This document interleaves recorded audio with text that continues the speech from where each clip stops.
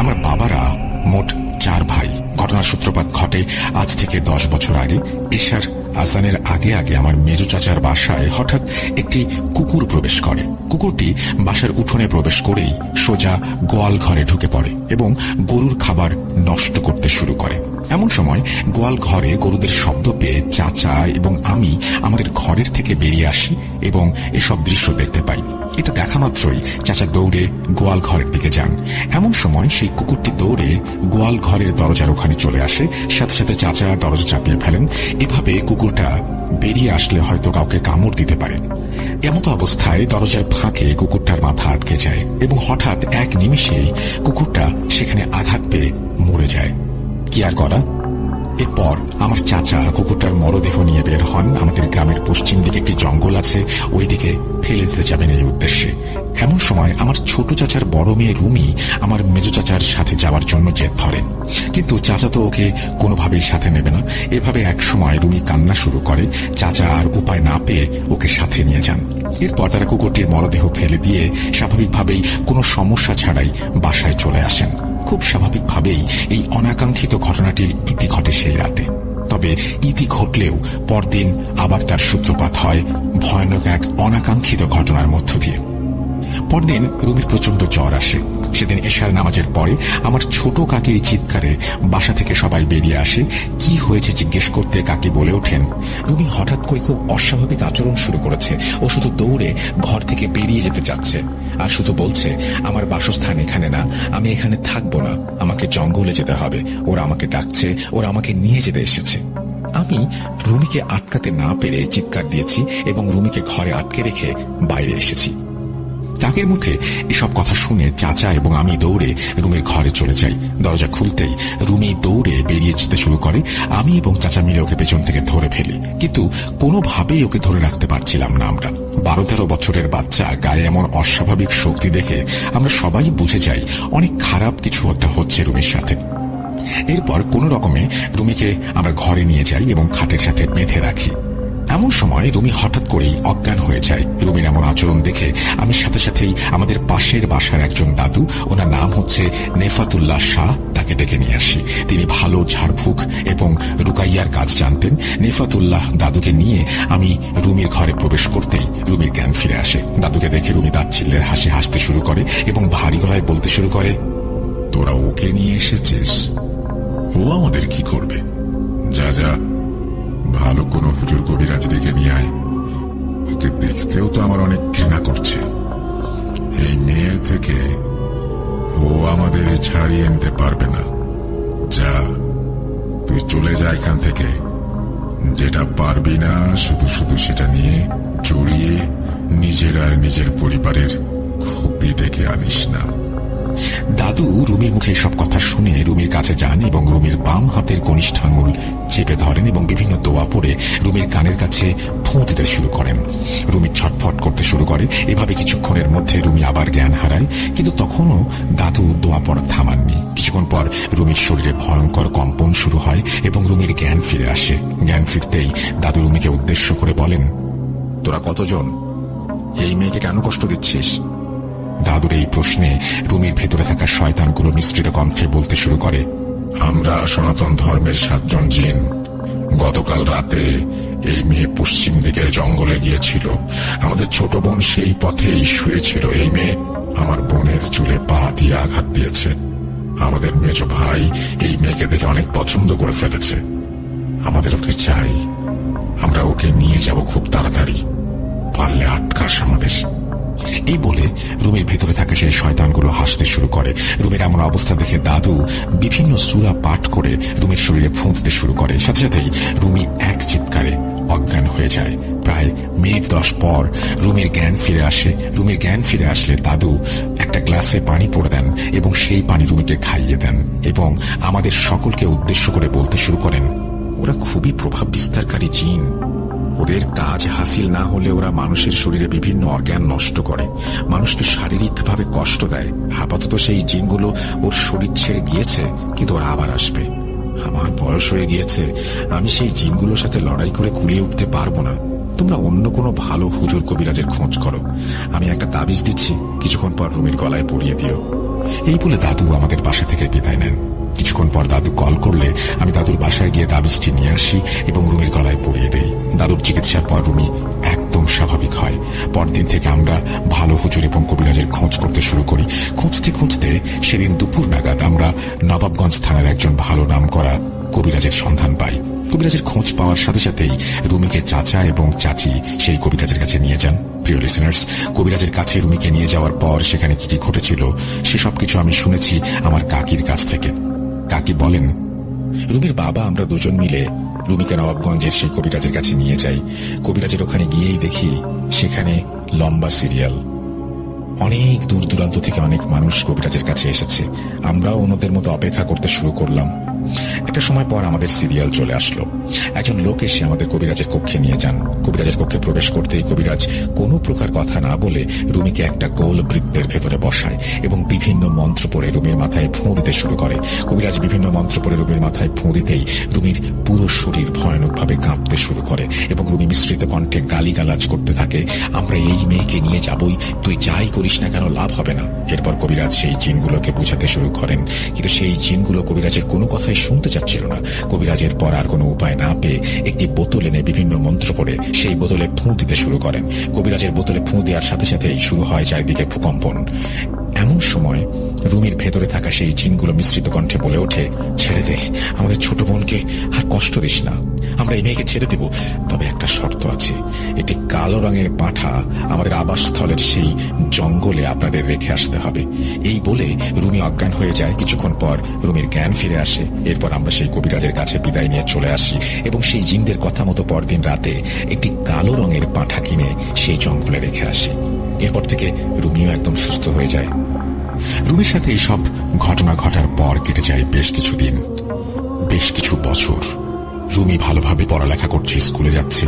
এর মধ্যে হঠাৎ একদিন রুমি স্কুল থেকে একজন স্যার আমার চাচার নম্বরে ফোন করেন। চাচা কলটি রিসিভ করতেই ওপাশ থেকে স্যার বলে ওঠেন, ভাই আপনি তাড়াতাড়ি স্কুলে চলে আসুন, আপনার মেয়েকে আমরা 4-5 জন মিলে কোনোভাবেই ধরে রাখতে পারছি না। রুমি খুবই অস্বাভাবিক আচরণ করছে। ও শুধু বলছে আপনাদের গ্রামের পশ্চিম দিকের জঙ্গলের দিকে যাবে, আর বারবার সে জ্ঞান হারাচ্ছে, আপনারা তাড়াতাড়ি আসুন। স্যারের কথা শেষ হতেই আমি এবং চাচা চাচি মিলে রুমির স্কুলে যাই। রুমির স্কুলে যেতেই আমরা সকলেই রুমির আবার সেই অস্বাভাবিক আচরণ দেখতে পাই।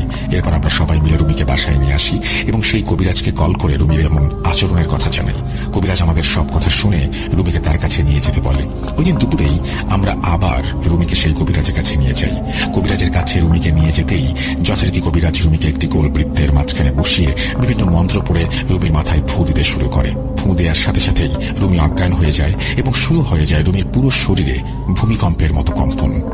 এমন অবস্থায় হঠাৎ করে রুমির জ্ঞান ফিরে আসে। রুমির জ্ঞান ফিরে আসতেই রুমি পুরুষ কণ্ঠে বলে ওঠে, আমাকে আবার কেন ডেকে নিয়ে আসা হয়েছে?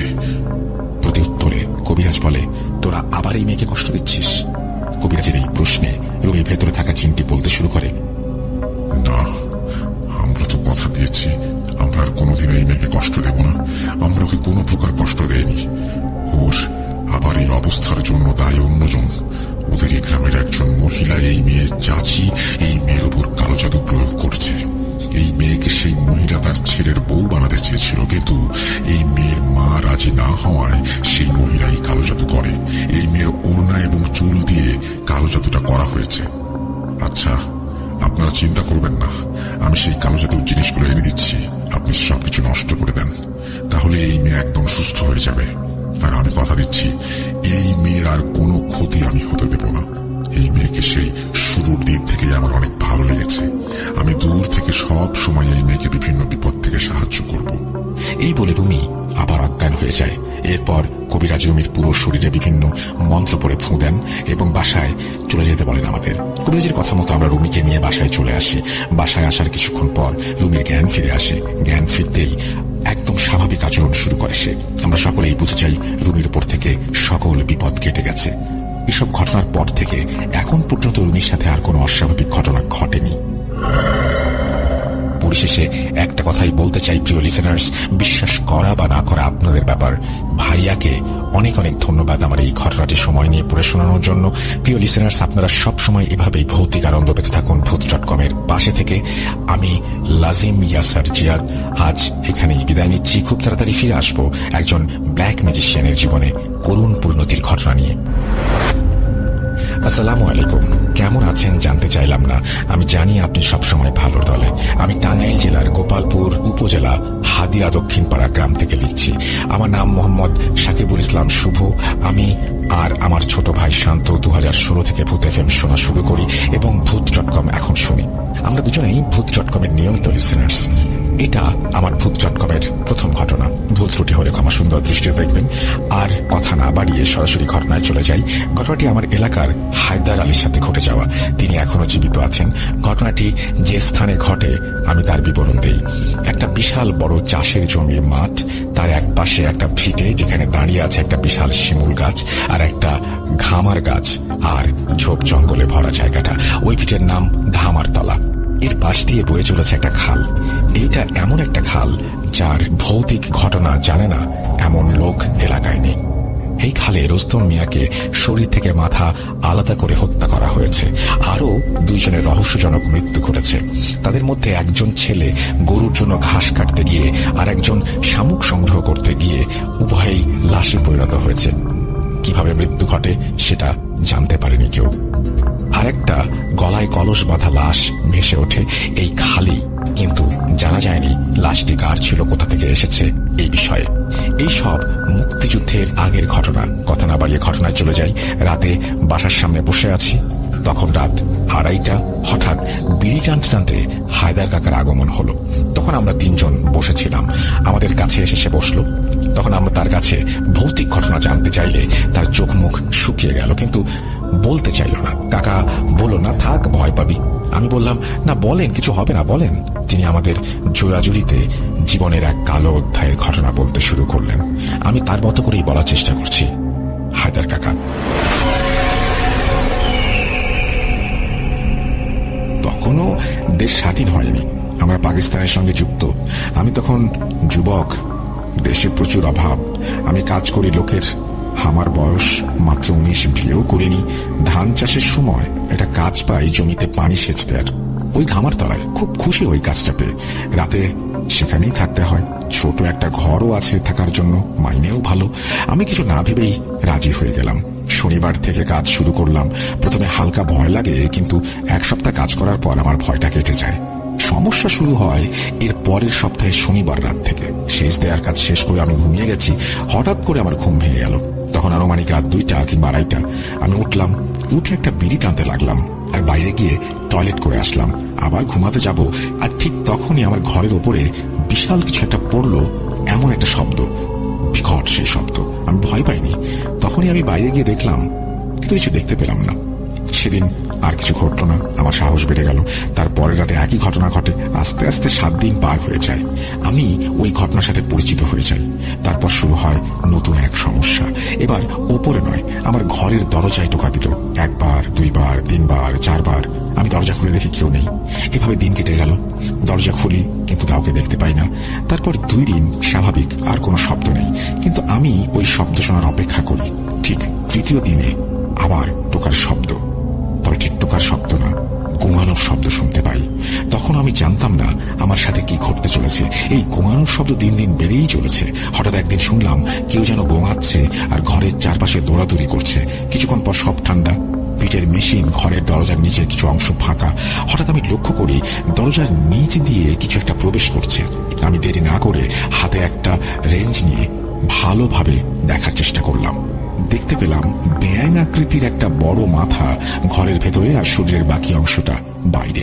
আমি কিছু না ভেবে রেঞ্জ দিয়ে জোরে 2টা আঘাত করি। প্রাণীটি পালিয়ে যায়। আমি তখন থেকে একটু চিন্তিত হয়ে পড়ি। এটা আবার কি? এমন আকৃতির প্রাণী আমি জীবনে দেখিনি। আমার ভয় কাজ করেনি, কিন্তু অবাক হয়েছি বটে। এটা আবার কি? এর পরের রাতে আমি যখন ধামার তলায় যাই এবং কাজ শেষ করে একটা বিড়ি খাই, তারপর বিছানায় শুয়ে পড়ার 10 থেকে 15 মিনিটের মধ্যেই দরজায় কড়া নাড়ছে কেউ 2 বার। তৃতীয়বার যখন কড়া নেড়েছে আমি তখনই হাতে একটা রেঞ্জ নিয়ে দরজা খুলে ফেলেছি। দরজা খুলে আমি যা দেখলাম, মৃদু আলোতে ব্যাঙ আকৃতির একটা প্রাণী, তার মাথা ছিল বড়, মুখ ছিল অনেকটা শিয়ালের মতন, এবং তাকে দেখে আমি পাগলের মতো হয়ে যাই। ভয়ে হাতের রেঞ্জ দিয়ে জোরে আঘাত করতে থাকি আর মনে মনে ভাবতে থাকি আমি যদি এই প্রাণীটিকে ছেড়ে দেই ও আমাকে মেরেই ফেলবে। অতঃপর একের পর এক আঘাত করতে লাগলাম। আঘাত লাগার জন্য প্রাণীটি পালিয়ে যেতে লাগলো। আমি ওর পেছনে যেতে লাগলাম। ধান খেটের সরু আল দিয়ে দৌড়াতে শুরু করেছি আঘাত করতে করতে। হঠাৎ দেখি আমি খালের পাড়ে এসে পড়েছি। আমার হুঁশ ফিরল। অমনি প্রাণী ঘুরে দাঁড়িয়ে আক্রমণাত্মক হয়ে গেল। এবার আমি কিছুটা ভয় পেলাম। প্রাণীটি হিংস্র হয়ে উঠে আমার দিকে এগিয়ে আসছে। নিজের অজান্তেই আমি কেঁদে ফেলি। প্রাণীটি হঠাৎ আমার 2 হাত আড়াআড়ি এসে পড়েছে। আমি ভয়ে কাঁদতে কাঁদতে পাগলের মতো রেঞ্জ দিয়ে প্রাণীটিকে আঘাত করতে থাকি। আমি বারবার প্রাণীটিকে মাথায় আঘাত করতে থাকলাম। এবার করুণ আর্তনাদে চিৎকার করে উঠল প্রাণীটি। আমার সাহস বেড়ে গেল। প্রাণীটির আর্তনাদ যেন দুনিয়া এফোড় করে দিচ্ছে। পরিবেশ পরিবর্তন হয়ে গেল। ঘন কালো মেঘে ছেয়ে গেল আকাশ। আমার শরীরের সর্বশক্তি দিয়ে সজোরে ঘন ঘন আঘাতের এক পর্যায়ে প্রাণীটির আওয়াজ থেমে গেল। প্রাণীটি নিথর হয়ে পড়ে রইল। তখন আমি আঘাত করা থামিয়ে দেই। দূর থেকে আজানের ধ্বনি ভেসে আসে। আমি প্রাণপণে ছুটি বাড়ির দিকে। বাড়িতে গিয়ে আমি জ্ঞান হারাই। এর পরের 7 দিন আমি জ্বরে ছিলাম। এই 7 দিন আমি কিছুই করতে পারিনি, কথাও বলতে পারিনি। কাজ হারানোর ভয়ে ঘটনাটি কাউকে বলিনি, আর ভাবলাম সব তো শেষ হয়ে গেছে। কিন্তু আমি জানি না যে আমার জন্য কি অপেক্ষা করছে। সুস্থ হয়ে আবার কাজে ফিরি। 2 দিন ভালোই কাটলো। আমি মনে মনে ভাবলাম ভালোই হয়েছে, এবার শান্তিমতো ঘুম দেয়া যাবে। কিন্তু পরের দিন ছিল বুধবার। বুধবার রাতে আমি যথা নিয়মে কাজে যাই এবং কাজ শেষ করে মেশিন ঘরের দিকে রওনা দিব। হঠাৎ আকাশ কালো মেঘে ছেয়ে গেল। বজ্রপাত হতে লাগলো। তখন আমি খালের পাড়ে দাঁড়িয়ে আছি। আমার মনে হলো আমার পাশ দিয়ে কিছু একটা যেন চলে গেল। একটু পরেই আমার পাশে ধান গাছগুলো নড়ে উঠল। আমি ভাবলাম হয়তো শেয়াল। দ্রুত আমার ঘরে চলে গেলাম। প্রচন্ড বজ্রপাতের শব্দ আমার কানে ঝালাপালা করে দিল। তখন আনুমানিক রাত 10টা থেকে 11টা। এমন সময় প্রচন্ড বাতাসে আমার ঘরটি কেঁপে উঠেছিল এবং বাইরে থেকে কর্কশ কণ্ঠে কেউ বলে উঠল, আমার ছেলেকে তুই হত্যা করেছিস কেন? আজকে তোর শেষ দিন। এই সময় হুট করে আমার ঘরের চাল উড়ে যায় এবং আমি ওপরের দিকে উঠে যা দেখলাম তা দেখার জন্য মোটেও প্রস্তুত ছিলাম না। আমার শরীর মুহূর্তের মধ্যেই শীতল হয়ে গেল। আমি বাকশক্তি হারিয়ে ফেলেছিলাম।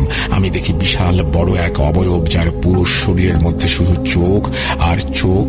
সে মুহূর্তের মধ্যে তার হাত লম্বা করে আমাকে ঘর থেকে বের করে নিল।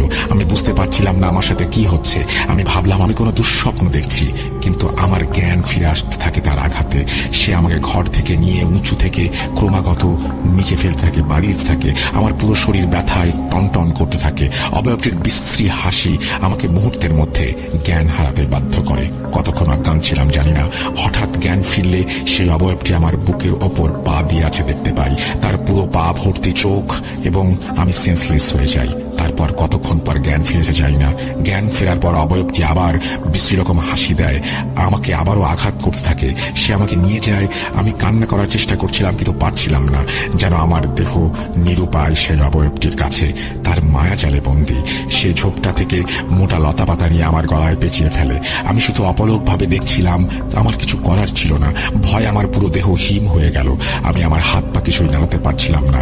তারপর আমার গলায় লতা পাতা পেঁচিয়ে ঝুলিয়ে দিল সেই শিমুল গাছটায়।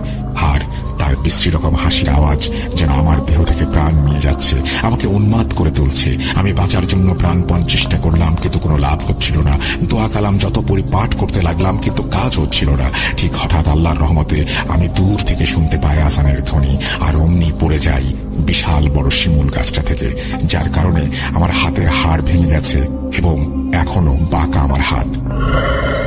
এই ছিল হায়দার কাকার সাথে ঘটে যাওয়া একটা সত্য ঘটনা, যার প্রমাণ হিসেবে আমি আপনাকে হাতের ছবি পাঠিয়ে দেব। অনুরোধ রইল ছবিটি শেয়ার না করার। গুছিয়ে লিখতে না পারার জন্য আমি আন্তরিকভাবে দুঃখিত। আমি এসএসসি পরীক্ষার্থী 2022। আমার জন্য দোয়া করবেন। তার মানে আপনার পরীক্ষা হয়ে গেছে। পরীক্ষার জন্য স্টুডিওতে এসে ঘটনা শেয়ার করতে পারছি না। ঘটনাটি আপনাকে পড়ে শোনানোর অনুরোধ রইল। আশা করি ঘটনাটি ভালো লাগবে। সত্য ঘটনা। তারপরে তিনি তার মোবাইল নাম্বার শেয়ার করেছেন এবং তিনি ঘটনাটি পাঠিয়েছেন গোপালপুর, টাঙ্গাইল থেকে। আশা করি যেভাবে লেখা আছে আমি সেভাবেই পড়ছি। আসসালামু আলাইকুম রাসেল ভাই এবং প্রিয় লিসেনার্স, আশা করি সবাই ভালো আছেন। আর রাসেল ভাই তো সবসময় ভালোর দলেই থাকেন, তাই আর জিজ্ঞেস করলাম না। আমি মোহাম্মদ রতন, নাটোর থেকে। আমি একসময় ভূত FM এর অনেক বড় ফ্যান ছিলাম, আর এখন ভূত.com এর। ভূত.com এর আগে ভূত FM ছিল আমার নিয়মিত শোনার একটা কাজ। এখন কাজের ব্যস্ততার কারণে নিয়মিত ভূত.com লাইভ শুনতে পারি না, তবে স্বাধীন অ্যাপস থেকে ডাউনলোড করে পরে কাজের ফাঁকে ফাঁকে শোনার চেষ্টা করি। রাসেল ভাইকে অসংখ্য ধন্যবাদ জানাই আমাদের মাঝে নতুন করে নতুন রূপে ফিরে আসার জন্য। তো আমি আর কথা না বাড়িয়ে সরাসরি ঘটনার দিকে এগোতে থাকি। ঘটনাটি যদি সিলেক্ট হয়, অর্থাৎ আপনি যদি সিলেক্ট করেন রাসেল ভাই, পড়ে শোনালে খুব খুশি হব। ঘটনাটি লিখতে বা শব্দ চয়নে কোনো ভুল ভ্রান্তি হয়ে থাকলে সবাই ক্ষমা সুন্দর দৃষ্টিতে দেখবেন। ঘটনাটি আমার গ্রামের এক দাদার কাছ থেকে কালেক্ট করা। এখানে আমি আমার গ্রামের নাম ও যেই বিলে ঘটনাটি ঘটে সেই বিলের নাম হাইড করার জন্য আমি আপনার কাছে ক্ষমা চেয়ে নিচ্ছি। ঘটনাটি আমাদের গ্রামের পাশের একটি বিল কেন্দ্রিক। একদিন আমি আমাদের বাড়ির পাশে এক পুকুর পাড়ে বিকেলবেলা বসে প্রাকৃতিক সৌন্দর্য উপভোগ করছিলাম। পুকুরটা ওই বিলের পাশে অবস্থিত। তো আমি বসে আছি, তার একটু পরেই আমার সেই আকাশ ছদ্মনাম অর্থাৎ আকাশ দাদা আসেন। এসে আমার পাশে বসেন।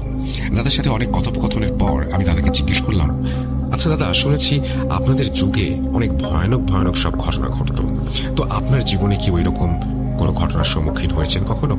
তখন আকাশ দাদা আমাকে বললেন, আমার জীবনে ঘটে যাওয়া একটা রোমহর্ষক ঘটনা আছে।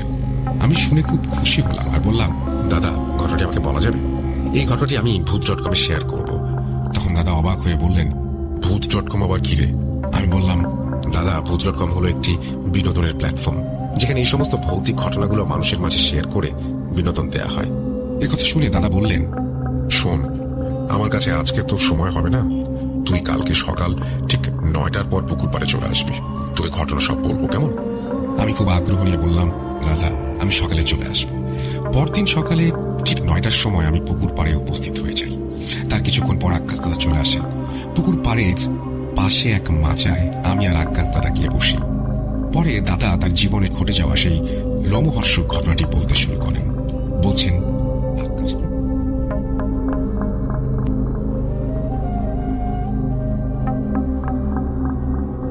ঘটনাটি 90 দশকের আগে। তখন আমার বয়স 16-17 হবে। সংসারে অভাব থাকার কারণে আমাকে ছোট থেকেই মানুষের বাড়িতে কাজ করতে হতো। পড়াশোনাও করতে পারিনি, কি আর করা, সংসারে তো বড়ই অভাব। আমাকে আব্বা পাশের গ্রামে গৃহস্থালীর কাজে লাগিয়ে দেন। তখন সময়টা নভেম্বরের শেষের দিকে। আমি যেই বাড়িতে কাজে লাগি তাদের আবার সেই বিলে অনেক সম্পত্তি, তারা সেই জমিগুলো ধানের চাষ করত।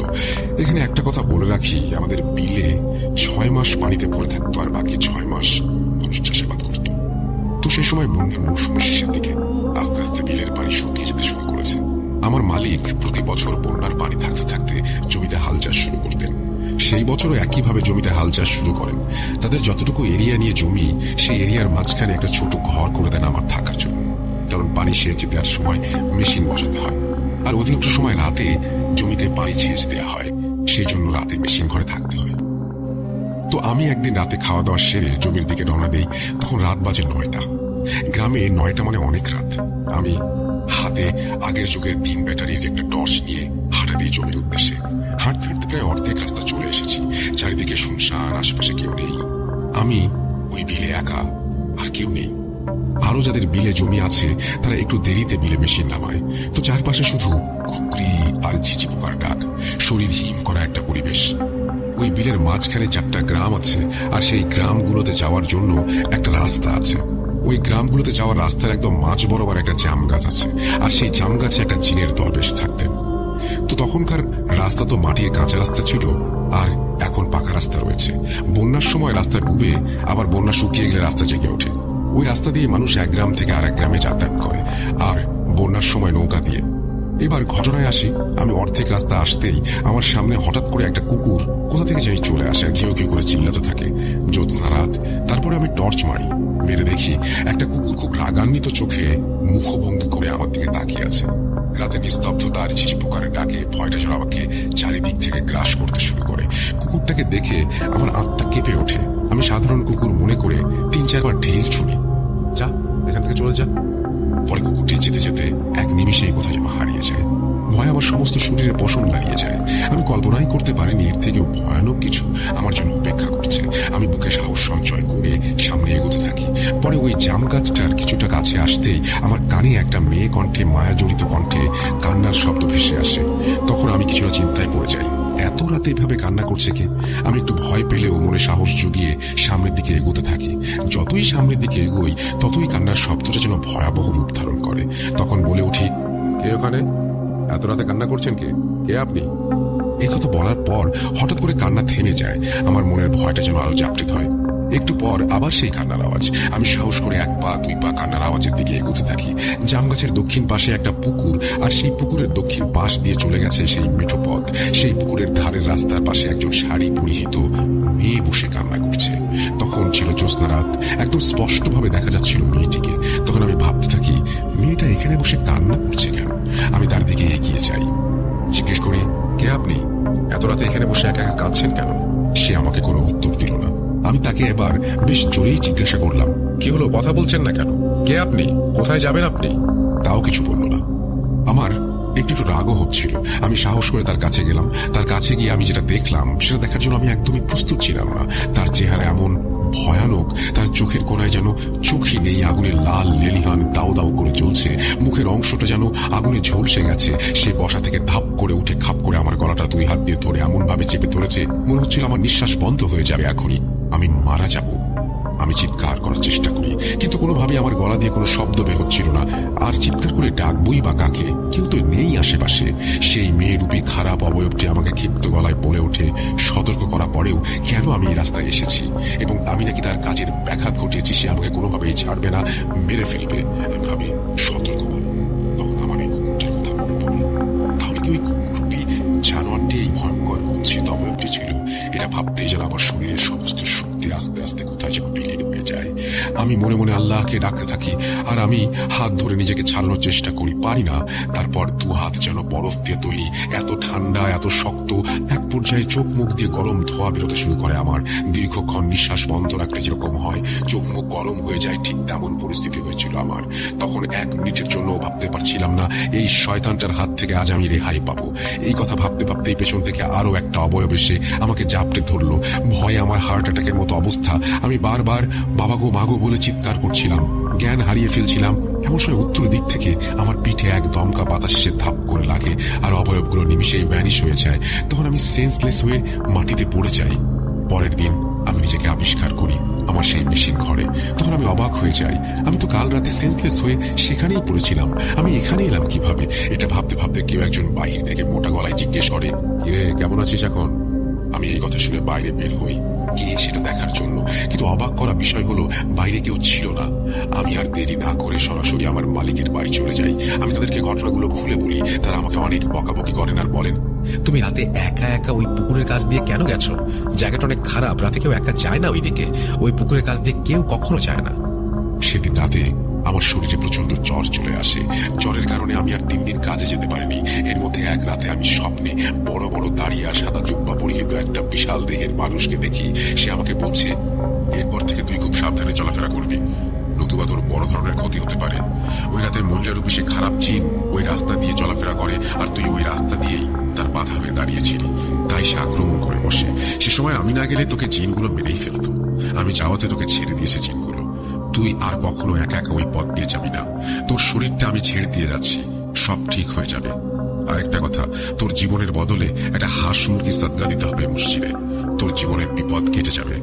আর শোন, আমি ওই জাম গাছটাতেই থাকি। আমি যতদিন ওই কাছে আছি ততদিন কারো কোনো ক্ষতি আমি হতে দেব না।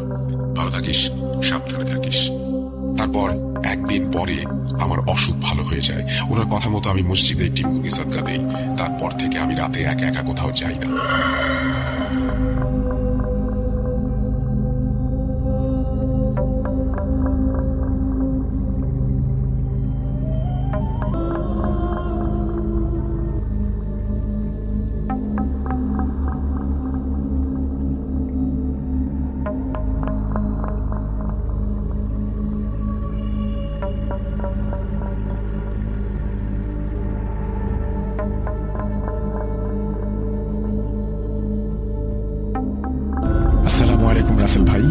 কেমন আছেন জিজ্ঞেস করব না, কারণ আমি জানি আপনি সবসময় ভালোর দলে।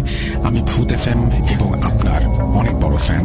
আমি 2013 থেকে ভূত এফএম শুনি। ভূত এফএম শোনাটা যেন আমার জন্য অভ্যাস হয়ে দাঁড়িয়েছিল, কারণ প্রতি শুক্রবার তো ভূত এফএম শুনতামই, আবার ডাউনলোড করে প্রত্যেকদিন শুনতাম। প্রতিদিন ভূত এফএম না শুনলে যেন আমার ঘুম আসতো না। যখন শুনলাম ভূত এফএম শেষ হয়ে যাচ্ছে, তখন অনেক মন খারাপ হলো, অনেক খারাপ লাগছিল। মনকে এটা বলে সান্ত্বনা দিলাম যে আপনি মিথ্যে কথা বলছেন, ভূত এফএম হবে না, এটা মিথ্যা। আবার যখন শুনলাম আপনি আমাদের মাঝে ভূত.com নিয়ে ফিরে এসেছেন, তখন খুশিতে আত্মহারা হয়ে গেলাম। ভূত.com ও আপনি আমাদের মাঝে দীর্ঘজীবী হন। প্রথমে বলে নিচ্ছি, আমার নাম না প্রকাশ করার জন্য, তবে সবার সুবিধার্থে সিদ্দিকী বলতে পারেন। আমি একজন প্রবাসী। আমি বর্তমানে দুবাইয়ে আছি। তারপরে তিনি তার ফোন নাম্বার শেয়ার করেছেন এবং তিনি তার বাসা কোথায় সেটা জানিয়েছেন, এবং তিনি বলছেন যে এটা তার পাঠানো প্রথম ঘটনা।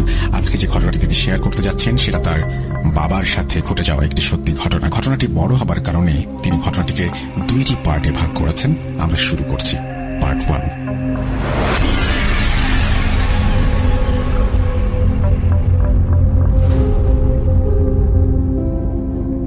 মীর হোসেন আলী।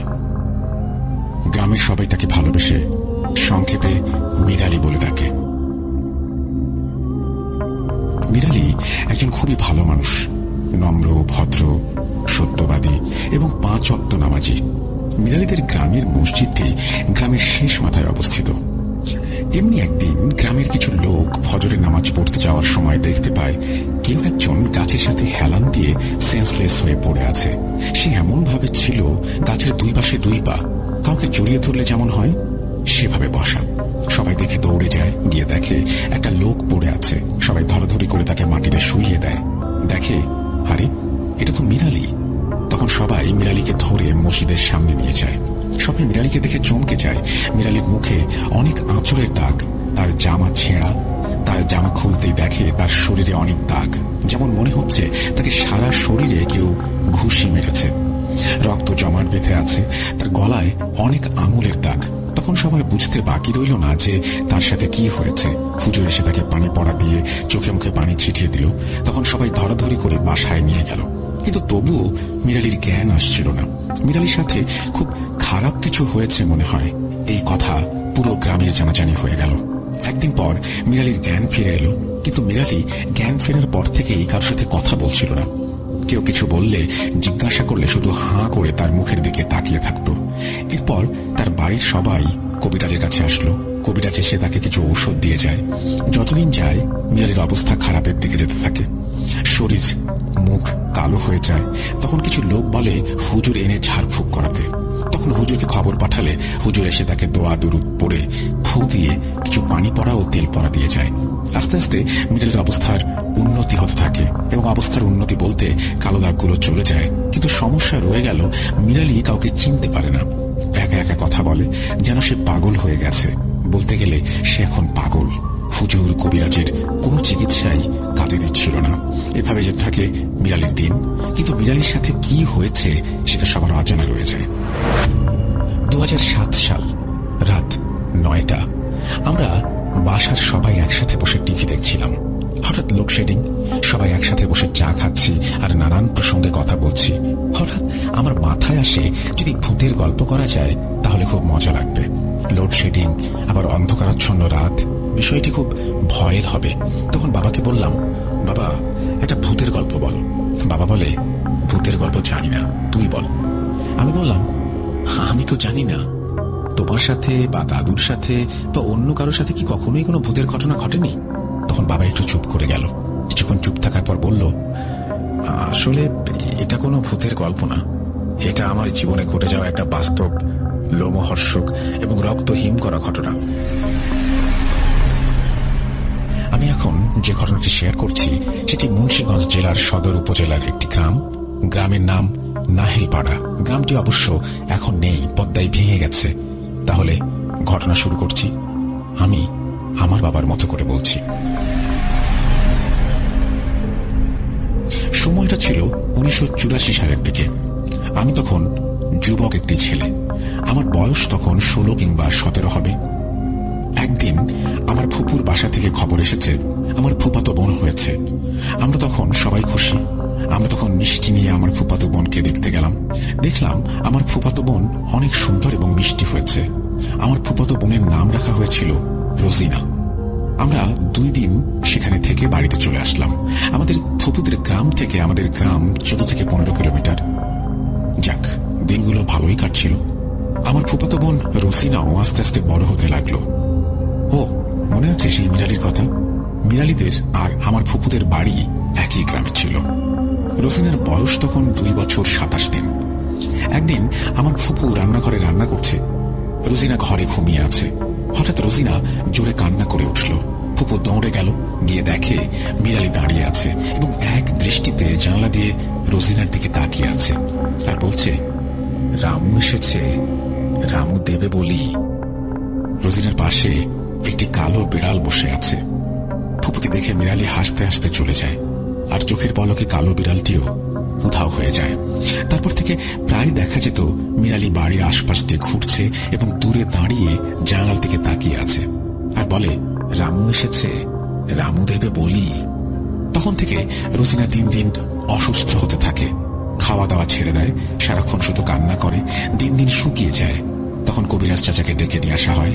কবিরাজ এসে দেখে বলে, তেমন কিছু না, আমি ওষুধ দিচ্ছি, পানির সাথে গুলিয়ে খাইয়ে দিবেন, ইনশাল্লাহ ভালো হয়ে যাবে। কিন্তু কিছুতেই কিছু হলো না। একদিন মিরালি ফুপুদের বাড়ির পাশে একটা গাছের উপরে বসে বিড়বিড় করছে। গ্রামের কিছু লোক তখন ওই পাশ দিয়ে যাচ্ছিল। তখন মিরালি আস্তে আস্তে বলছে, রামু এসেছে, রামু দেবে বলি। কিন্তু গ্রামের লোক এই কথার মানে বুঝতে পারে না। সবাই বলে, পাগল কি নাকি বলছে। এদিকে রোজিনার অবস্থা দিন দিন খারাপ হওয়াতে আমাদেরকে খবর পাঠানো হলো। আমরা শুনে তাড়াতাড়ি করে ছুটে আসলাম। এসে দেখি রোজিনার অবস্থা খুবই খারাপ, একাধারে শুধু কান্না করছে। আমরা তখন হুজুরকে ডেকে পাঠাই। হুজুর এসে দোয়া দরুদ পড়ে ফু দিয়ে পানি পড়া ও একটি তাবিজ দিয়ে গেল। বলল, তাবিজটা গলায় বেঁধে দেবেন, তাবিজটা যাতে না হারায়। তারপর মোটামুটি ভাবে রোজিনা একটু সুস্থ। তখন আমার বাবা বাড়িতে চলে গেল, কিন্তু আমি আমার মা রয়ে গেলাম। তখন ধান তোলার সিজন ছিল, তাই বাবা থাকতে পারল না। পরের দিন ভোরে উঠে ট্রলারে করে পদ্মার ওপারে যেতে হবে ধান তুলতে, তাই উনি চলে গেছেন। দিন গড়িয়ে সন্ধ্যা হলো। সেদিন রাতে ঘটে এক বিস্ময়কর ঘটনা। আবার রোজিনা কান্না শুরু করে। হয়তোবা সেই দিন রাতটা ছিল আমাদের জীবনের সবচেয়ে ভয়ঙ্কর কালো রাত। রোজিনার কান্না দেখে ফুপু ওর কান্না থামানোর অনেক চেষ্টা করে, কিন্তু কিছুতেই থামছে না। রোজিনার গলায় চেয়ে দেখে ওর গলায় তাবিজটা নেই। সারা ঘরে তন্ন তন্ন করে খোঁজা হলেও কোথাও তাবিজ পাওয়া গেল না। কিন্তু কথা হচ্ছে, তাবিজটা গলা থেকে হারালো কিভাবে? হুজুরের সেই পানি পড়ায় নিয়ে আসা হলো খাওয়ানোর জন্য, কিন্তু কিছুতেই সেই পানি পড়া খাওয়ানো যাচ্ছিল না। এবার জোর করে পানি খাওয়াতে যাবে, এমন সময় রোজিনা লাথি মেরে সেই পানিগুলো হাত থেকে ফেলে দেয়। আমরা সবাই দেখে অবাক হয়ে যাই। রোজিনা একাধারে কান্না করেই যাচ্ছে। হঠাৎ দেখি রোজিনা যেন সাপের মতো বেঁকে যাচ্ছে, আবার লাফ দিয়ে উঠে বসে পড়ছে। আমরা তো সবাই দেখে অবাক এবং ভয় পেয়ে গেলাম। 3 মাসের বাচ্চা কিভাবে লাফ দিয়ে বসে বুঝতে পারছি না। তখন আমি তাড়াতাড়ি করে হুজুরকে ডাকতে যাই। গিয়ে দেখি হুজুর মসজিদে নেই, হুজুর দূরে কোথাও ওয়াজ মাহফিলে গিয়েছেন। আমি তখন কি করব বুঝতে পারছিলাম না। তাড়াতাড়ি করে বাসায় ফিরে আসি। এসে দেখি রোজিনার অবস্থা আরো খারাপ, অনেক বমি করছে, বমির সাথে রক্ত বের হচ্ছে, হাত পা বেঁকে যাচ্ছে, আবার হঠাৎ লাফ দিয়ে বসে পড়ছে। আমার ফুপু চিৎকার দিয়ে কান্না শুরু করে, আমার মেয়েকে বাঁচাও। এইসব দেখে আমরা সবাই দোয়া দরুদ পড়তে থাকি। গ্রামের লোকজন সবাই চলে এসেছে রোজিনাকে দেখতে। কিছুক্ষণ পর রোজিনার কান্না হঠাৎ থেমে যায়, একেবারের জন্য থেমে যায়। কষ্ট পেতে পেতে শেষ নিঃশ্বাস ত্যাগ করে। আমাদের ছেড়ে একেবারের জন্য সবার মায়া ত্যাগ করে রোজিনা চলে যায়। চোখের সামনে এরকম অস্বাভাবিক মৃত্যু মেনে নিতে পারছিলাম না আমরা। সবাই রোজিনার লাশ দেখে অবাক হয়ে যায়। এরকম মৃত্যু কখনো কি কেউ দেখেছে? রোজিনা এক দৃষ্টিতে চেয়ে আছে আর মুচকি হাসি দিয়ে আছে। হয়তো এটাই বলতে চাইছে, কষ্ট থেকে একেবারে মুক্তি পেয়ে গেলাম। আমাদের গ্রামের বাড়িতে খবরটা পৌঁছাতে হবে, কিন্তু অনেক রাত হয়ে গেছে। রাত বাজে 1টা। এত রাতে খবরটা পৌঁছাবো কিভাবে? তখন তো মোবাইল ফোন বা যাতায়াতের ওইরকম সুযোগ সুবিধা ছিল না। আবার রাতের মধ্যে খবর পৌঁছাতে না পারলে সকালে বাবা কাকাদের পাওয়া যাবে না। তারা ট্রলারে করে ধান কাটার জন্য চলে যাবেন সেই পদ্মার ওপারে, ফিরবেন সেই সন্ধ্যায়। তাই তাদের কাছে খবর পাঠাতে না পারলে লাশ কবর দিতে দেরি হয়ে যাবে, হয়তোবা লাশ কবর দেওয়া হয়ে উঠবে না ওই দিন। উপায় না পেয়ে আমি সাহস করে বলে উঠলাম আমি যাব খবর নিয়ে। তখন গ্রামের অনেককেই যেতে বলা হলো আমার সাথে, কিন্তু কেউ রাজি হলো না। বিভিন্ন বাহানা দিল, আর আমার ফুপা তার অন্য আত্মীয়দের খবর দিতে হবে বলে যেতে পারল না। কিন্তু আমার মা আমাকে একা যেতে দিতে চাইছিল না। তখন আমি কারো বারণ শুনিনি, আমি বললাম আমি পারবো। তখন আল্লাহর নাম নিয়ে রওনা দিলাম, কিন্তু সামনে যে আমার জন্য খারাপ কিছু অপেক্ষা করছে তা আমার জানা ছিল না। এই কথা বলে বাবা থেমে গেলেন, এক গ্লাস পানি চাইলেন। বাবা পানি খেল আর জোরে একটা নিঃশ্বাস নিল। বিদ্যুৎ চলে এসেছে। বাবা বলল, চলো খাওয়া দাওয়া করে নেই, বাকি অংশ পরে শোনাবো। আমরা তাড়াতাড়ি করে খাওয়ার জন্য চলে গেলাম। প্রতিদিনের তুলনায় ওই দিন যেন খুব তাড়াতাড়ি খাওয়া শেষ করলাম। বাকি অংশ কখন শুনবো যেন মন মানছিল না। আমি ওই দিন বাবার সাথে শুলাম ঘটনা শোনার জন্য। বললাম, বাবা পরে কি হলো? বাবা শুরু করলেন আবার এর পরের থেকে। আমি তখন স্মোক করি। আমি ক্ষেতের পাড়ে রাস্তা দিয়ে হাঁটছি আর সিগারেট জ্বালিয়েছি একটা। আকাশে তখন চাঁদটা খুব জলজল করছিল। আমি হাঁটছি, সামনে দেখলাম একটা ডোবা বা ঘর ক্ষেতের পাশে। ডোবার পাশ দিয়ে রাস্তা চলে গেছে। আমি ডোবাটা অতিক্রম করলাম। যেই না ডোবাটা অতিক্রম করলাম তখন একটা গরম বাতাস এসে আমার গায়ে লাগে। আমি স্বাভাবিকভাবে মনে করে হাঁটতে শুরু করি। কিছুক্ষণ পর মনে হচ্ছে আমার পেছনে কেউ হাঁটছে। পেছনে তাকাতেই দেখি কেউ নেই। আমি মনের ভুল ভেবে আবার হাঁটতে শুরু করি। আমার মনে হচ্ছিল পেছনে কেউ আছে, কিন্তু আমি কিছু একটা অস্তিত্ব টের পাচ্ছি। এবার পেছনে তাকানোর সাহস হলো না। একটা সিগারেট ধরালাম আর জোরে জোরে হাঁটছি। এবার পেছন থেকে আমার কানে ভেসে আসলো, রামু এসেছে, রামু। আমি শুনে আরো ভয় পেয়ে গেলাম। আমি ভয়ে দৌড় শুরু করলাম। দৌড়াতে দৌড়াতে কিছু একটার সাথে হোঁচট খেয়ে পড়ে গেলাম। সম্ভবত সেটা ক্ষেতের পাশে খুঁটি ছিল। তারপর দেখলাম একটা ভাঙা কবর। আমি ভাঙা কবরের উপর বসে গেছি। আমি উঠতে যাব এমন সময় একটা হাত কবর থেকে বেরিয়ে আমার হাত ধরে বসলো। আমাকে যেন কবরের ভেতর টেনে নিয়ে যাবে। অনেক কষ্ট করে আমি হাত ছাড়িয়ে আল্লাহু আকবার বলে দৌড় দিলাম। দূরে দেখতে পেলাম 4 জন সাদা কাপড় পরা লোক একটি খাটিয়া নিয়ে আসছে। আমি ভাবি হয়তো গ্রামে কেউ মারা গেছে, এই জন্য কবর দেওয়ার জন্য নিয়ে এসেছে। মনে মনে ভাবলাম, যাক বাঁচা গেল। তাদের কাছে যাই, তাদের সাথে লাশ কবর দিয়ে একসাথে চলে যাব, আর তারা হয়তো আমাকে সাহায্য করতে পারবে। একটু সামনে যেতেই দেখি লোকগুলো অনেক লম্বা ছিল। আবার মনে মনে ভাবলাম, এত রাতে লাশ নিয়ে আসছে কবর দেওয়ার জন্য, কিন্তু আশেপাশে তো কোনো গ্রাম নেই। আবার ভাবলাম হয়তো দূরের কোনো গ্রামের হবে। ওই সময় মানুষকে কবরস্থানে কবর দেওয়া হতো, এবং কেউ যদি মৃত্যুর আগে থেকে বলে যেতেন যে তাকে তাদের ক্ষেতের মধ্যে কবর দেওয়া হবে, তাহলে তাই করা হতো। তখন সাহস করে একটু সামনে যেতেই ওই 4 জন লাশের খাটিয়া রেখে উধাও। আমি ভয় পেয়ে গেলাম। এই মাত্র তো ছিল লোকগুলো, চোখের পলকে কোথায় চলে গেল? সামনে গিয়ে দেখলাম লাশের খাটিয়াটা রাস্তার মাঝ বরাবর পড়ে আছে। লাশটা একটু সামনে যেতেই লাশটা উঠে বসে, আমার দিকে তাকিয়ে একটা কেমন অদ্ভুত হাসি দেয়। লাশটা আর কারোর ছিল না, লাশটা ছিল বিড়ালের। আমি চাঁদের আলোতে স্পষ্ট দেখেছিলাম। কিছুক্ষণ পর সে হাসতে হাসতে দাঁড়িয়ে যায় এবং বলতে থাকে, রামু এসেছে, রামু, রামু। আমি দেখলাম তার পেট থেকে অনবরত রক্ত পড়ছে এবং কাফনের কাপড় রক্তে ভিজে লাল হয়ে গেছে। ভয়ে আমি রাস্তা ছেড়ে ক্ষেতের মাঝখান দিয়ে দৌড় দিই, আর চারপাশ থেকে ভেসে আসে আমার কানে সেই রামু, রামু এসেছে, রামু। লাশটা আমার পেছন পেছন দৌড়াচ্ছে আর বলছে, দাঁড়া, রামু বলি দেবে। আমি তখন দৌড়াচ্ছি আর জোরে জোরে আল্লাহকে ডাকছি। কতক্ষণ দৌড়েছি জানি না। হঠাৎ কিছুক্ষণ পর সব থেমে যায়, চারিদিকে নীরব হয়ে যায়। প্রকৃতি যেন ঘুমিয়ে পড়েছে। আমি হাঁপিয়ে যাই, একটু বসি জিরানোর জন্য। আমি যেখানে বসেছি সেটি ছিল একটি শুকনো খাল। এক ফোঁটা পানিও নেই সেই খালে। হঠাৎ দূর থেকে একটা সাদা পাল তোলা নৌকা আসছে ভেসে, কিন্তু পানি ছাড়া নৌকা কিভাবে চলবে? আমার বুঝতে বাকি রইল না যে কি হচ্ছে আমার সাথে। আমি এক দৌড়ে খাল পার হয়ে আবার দৌড়াতে শুরু করি। আবারও পেছন থেকে ভেসে আসছে, রামু এসেছে, বলি হবে।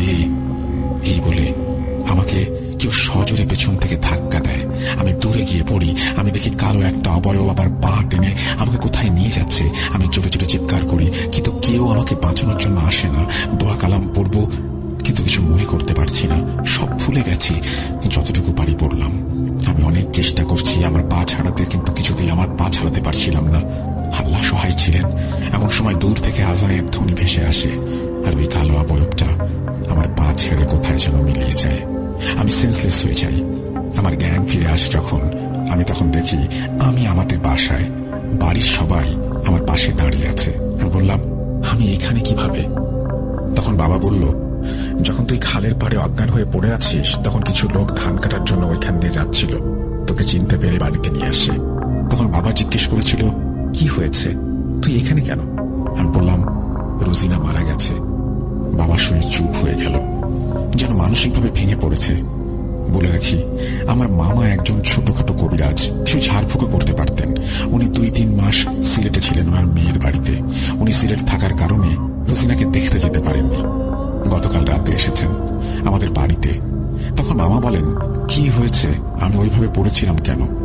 তখন আমি গত রাতে কি হয়েছে সব খুলে বলি। তখন তিনি বুঝতে পেরে আমাকে পানি পড়ে দেন এবং খেতে বলেন। মামা বলেন, ভয় নেই, আমি এটা দেখবো। দাফন কাফন শেষ? কেন, কোথা থেকে কি হয়েছে? তখন আমরা সবাই রওনা দিলাম ফুপুর বাড়ির উদ্দেশ্যে। রোজিনার দাফন সম্পূর্ণ হলো, কিন্তু ভয় এখনো কাটেনি। মামা কি করলেন বা কি দেখলেন, কোথা থেকে এর সূত্রপাত, রামু এসেছে রামু দেবে বলি, পরে একদিন শেয়ার করব। এটা পার্ট 2 এর জন্য রেখে দিলাম। ভুল ত্রুটি ক্ষমা সুন্দর দৃষ্টিতে দেখবেন। আমি ভালো কোনো স্টোরি টেলার না, তাই ওই রকম ভাবে গুছিয়ে কিছু বলতে পারিনি, লিখতে পারিনি। আমার ঘটনা ভালো লাগলে অবশ্যই জানাবেন, আর ভালো না লাগলেও সমস্যা নেই। ভালো থাকবেন।